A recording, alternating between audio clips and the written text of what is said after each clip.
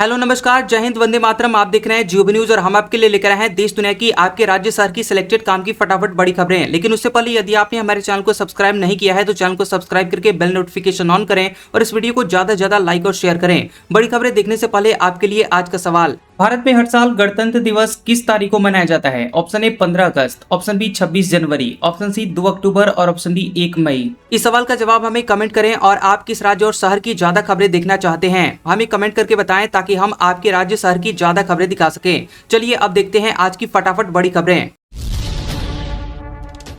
देश में जल्द चलेंगे प्लास्टिक नोट, आरबीआई ने जारी किया टेंडर। 10 और 20 रुपए के नोटों से शुरू होगा ट्रायल, 2027 में फुल स्केल लॉन्च की उम्मीद। रिजर्व बैंक ऑफ इंडिया जल्द ही देश में प्लास्टिक यानी कि पॉलीमर से बने हुए नोटों का पहला पायलट प्रोजेक्ट शुरू करने जा रहा है। मीडिया रिपोर्ट्स के मुताबिक ये देश में नए जनरेशन की करेंसी लाने की आरबीआई के प्लान का अगला कदम है। रिजर्व बैंक शुरुआती फेज में सबसे पहले छोटी वैल्यू के नोटों पर इसकी टेस्टिंग करेगा। आधिकारिक सूत्रों से मिली जानकारी के मुताबिक पहला पायलट प्रोजेक्ट 10 और 20 रुपए के वैल्यू के छोटे नोटों के साथ शुरू होने की उम्मीद है। इस ट्रायल के नतीजों और अनुभवों के आधार पर ही आरबीआई आगे का फैसला लेगा और अगर ये टेस्टिंग पूरी तरह से सफल होती है तो आरबीआई साल 2027 से देश में इन पॉलीमर नोटों का फुल स्केल लॉन्च शुरू कर सकता है।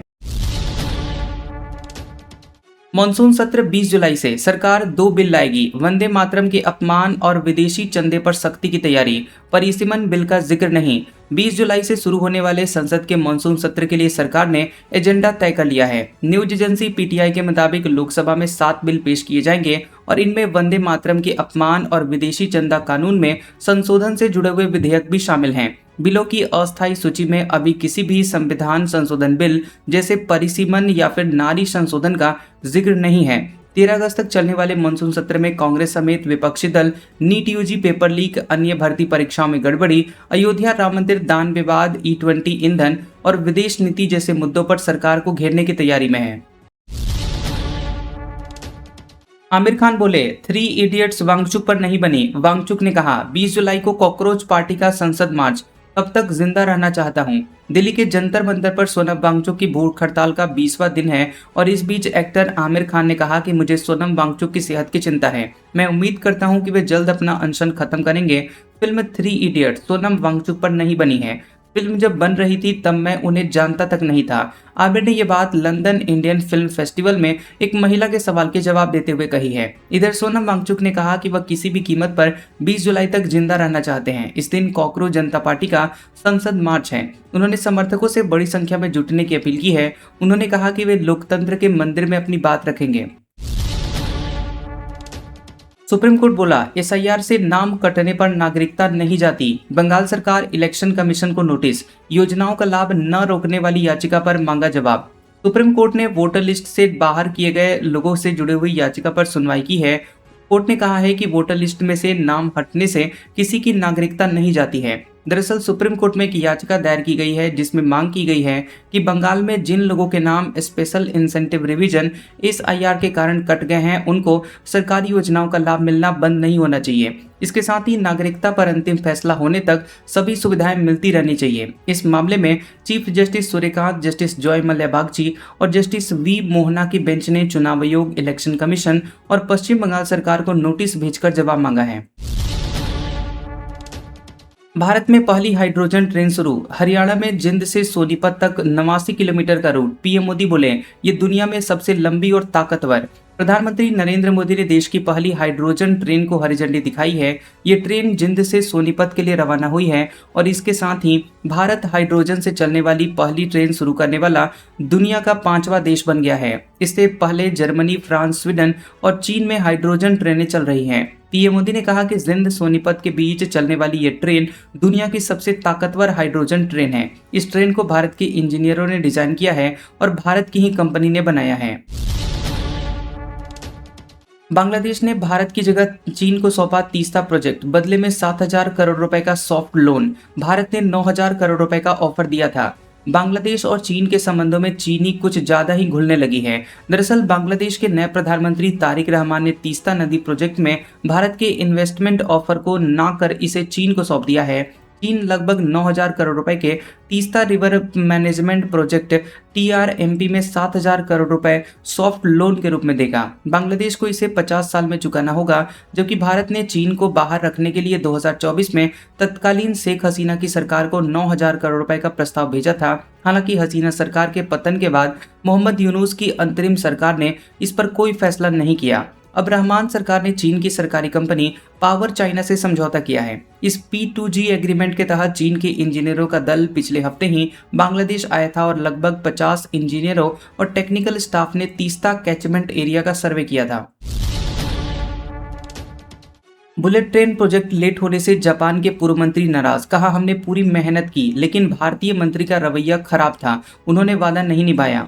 भारत जापान के बुलेट ट्रेन प्रोजेक्ट को लेकर जापान के पूर्व न्याय मंत्री हिदेकी माकिहारा ने भारत पर गंभीर आरोप लगाए हैं। उन्होंने सोशल मीडिया प्लेटफॉर्म एक्स पर पोस्ट कर लिखा कि प्रोजेक्ट के लेट होने की सबसे बड़ी वजह भारतीय मंत्री का रवैया रहा है। माहिकारा ने कहा कि वे खुद इस प्रोजेक्ट से जुड़े रहे हैं और जापानी टीम ने पूरी मेहनत से काम किया, लेकिन उम्मीद के मुताबिक नतीजे नहीं मिले। उनके मुताबिक भारतीय पक्ष ने कई बार किए वादे पूरे नहीं किए, समझौते किए, फिर उनसे पीछे हट गए, आखिरी समय तक अपने हिसाब से शर्तें बदलते रहे और इसी वजह से बुलेट ट्रेन प्रोजेक्ट आगे नहीं बढ़ पाया।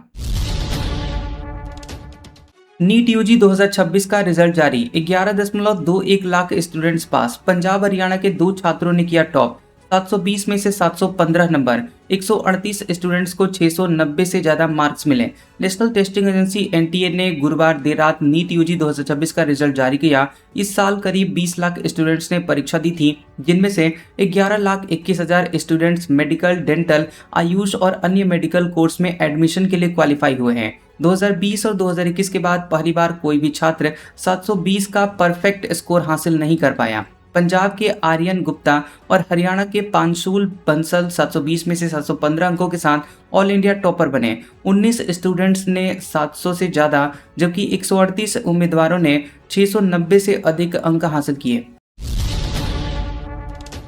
बद्रीनाथ चढ़ावा चोरी, बीकेटीसी के पूर्व टेम्पल अधिकारी गिरफ्तार। एसआईटी ने 4 घंटे तक की पूछताछ, अभी तक 3 लोगों पर हो चुकी है कार्रवाई। बद्रीनाथ धाम में चढ़ावा चोरी के मामले में पुलिस की विशेष जांच टीम एसआईटी ने दूसरी गिरफ्तारी कर ली है।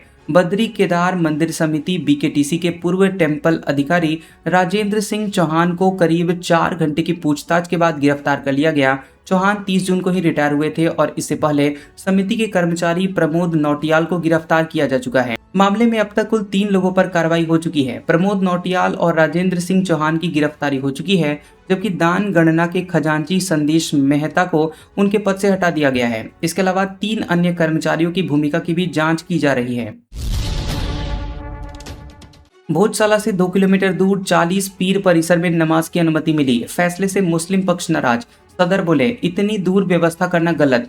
धार के ऐतिहासिक भोजशाला मामले में सुप्रीम कोर्ट के अंतरिम आदेश के बाद जिला प्रशासन और मुस्लिम समाज के प्रतिनिधियों के बीच बैठक हुई है और इसमें प्रशासन ने जुमे की नमाज के लिए स्थान और समय तय किया है। हालांकि मुस्लिम पक्ष ने प्रशासन के इस फैसले को सुप्रीम कोर्ट के आदेश की भावना के विपरीत बताते हुए यहां नमाज पढ़ने से इनकार कर दिया। दरअसल जिला प्रशासन ने मालीवाड़ा स्थित 40 पीर परिसर को जुमे की नमाज के लिए तय किया है। इसके तहत मुस्लिम समाज को हर शुक्रवार दोपहर 1 बजे से 3 बजे तक यहां नमाज अदा करने की अनुमति दी गई है।